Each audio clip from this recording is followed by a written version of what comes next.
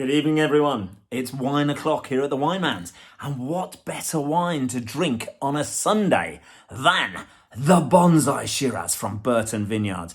This isn't just any wine. I'm going to need to have a little bit of time to explain what makes it so amazing. Then we're going to taste it, and then it's just going to set my whole night on fire. So, let's start with Berton Vineyards, made by Bob Berton and their winemaker, James Ciccato. And they make phenomenal wines in the area between High Eden and Barossa.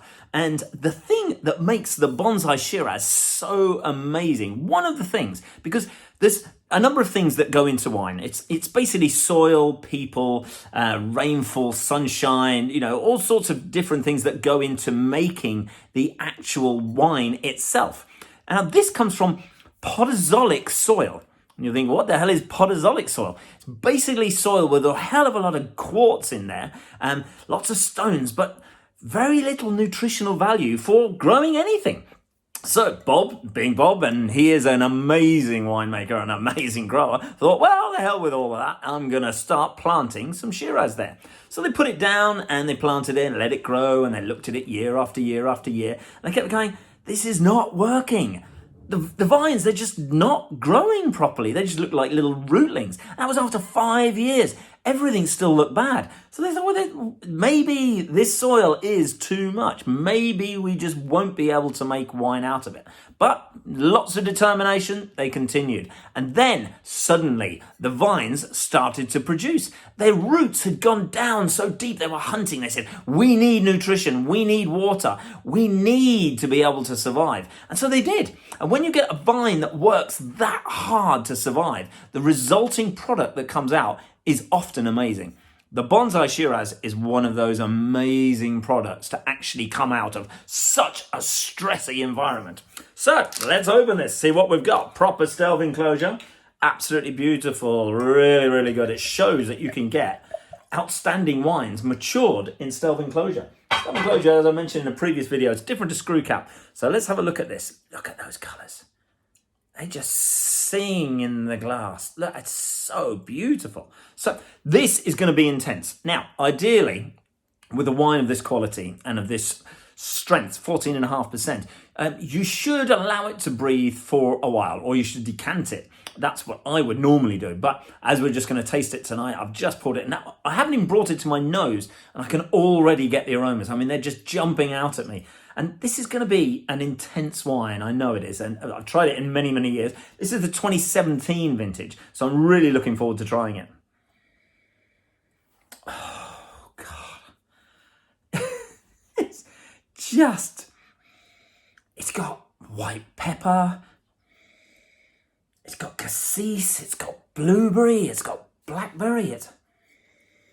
It's got really subtle hint of oak. It's just in the background. You almost wouldn't notice it.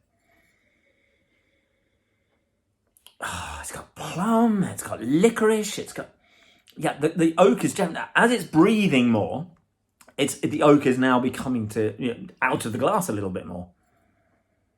Now, if this was in a wine tasting, it was a brand new bottle, I'd chuck my hand on the top and shake the hell out of the glass to open the wine up a little bit more. But we're not going to do that here today. So what they do is when they make this, they take the grapes and they put them into these huge static fermenters, and they allow everything to just, be relaxed. They add some yeasts, which basically activates the alcoholic process where the grapes are turned into wine. And they basically have some French oak chips, and they basically just sit on those chips, some new chips and some old chips, just to add a little bit of interesting flavours to the wine. Before that's all filtered away, then it spends 20 months in oak cask. That's a hell of a lot of a time to wait to actually get some money before it's even bottled. That 20 months, it's luxuriating. It's just chilling out and relaxing and saying, I love this oak. I'm just going to sit in this oak and I'm going to let the flavours and the textures and all of the love just wrap around it. And we're going to really intensify this wine. But that happens after the secondary fermentation, which is basically in stainless steel. Then it is put in the oak cask. So.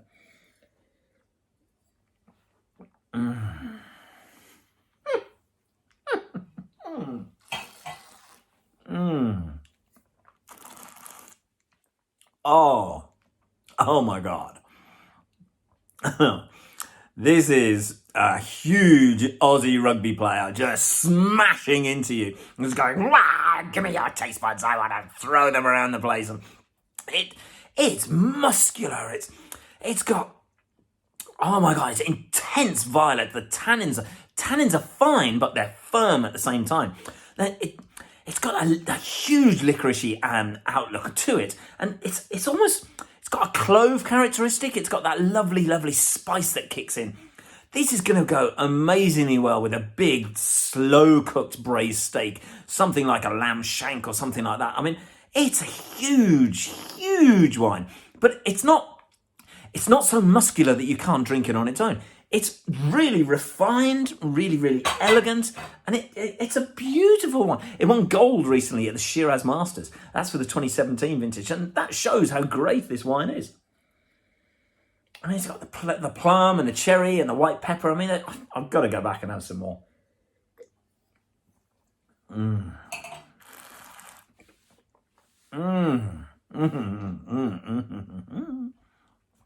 Oh, excuse me for just loving this party in my mouth. It is a beautiful wine. And the finish just goes on and on and on, and the acidity kicks in. But so why call it the bonsai? Often people say that.